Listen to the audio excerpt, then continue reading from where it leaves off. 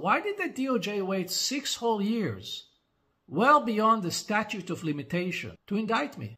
And why did the DOJ choose to unseal the indictment on November 1st, 2022, the very same week of the midterm elections? Could this have anything to do with the fact or the fear that once Republicans gain control over Congress and begin to investigate, their cover-up would be in full display? And perhaps the biggest question of all, why am I being indicted for FARA, for ghostwriting an innocuous article for which I received no payment, let alone from a foreign government, when the mother of all FARA cases, the Biden systemic influence peddling on behalf of foreign governments for which they raked millions, goes unpunished? This is in a nutshell why I decided to act the way I did, because I do not have faith that I would receive a fair trial in a New York court. Let me tell you why. CFC Secretary General Dr. Patrick Ho, who paid Hunter Biden $1 million for God knows what, was not allowed to mention the word Biden before the jury when he was tried in New York in 2018. The very same prosecutor who is now after me, Daniel Reichenthal,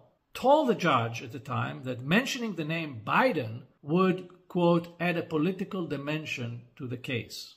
And the judge agreed. Which means that if I'm ever brought before a U.S. court, I would not be allowed to utter the word Brussels or Biden. And the real context of my arrest, me being patient zero of the Biden family investigation, would be hidden from the jury. Let it sink in. I, who volunteered to inform the US government about potential security breach and about compromising information about a man vying to be the next president, am now being hunted by the very same people whom I informed and may have to live on the run for the rest of my life. I warned the government about potential risk to the integrity of the 2020 elections. If convicted by a U.S. court, would never be able to vote again in a U.S. election. Just think about it and ask yourself, who is the real criminal in this story?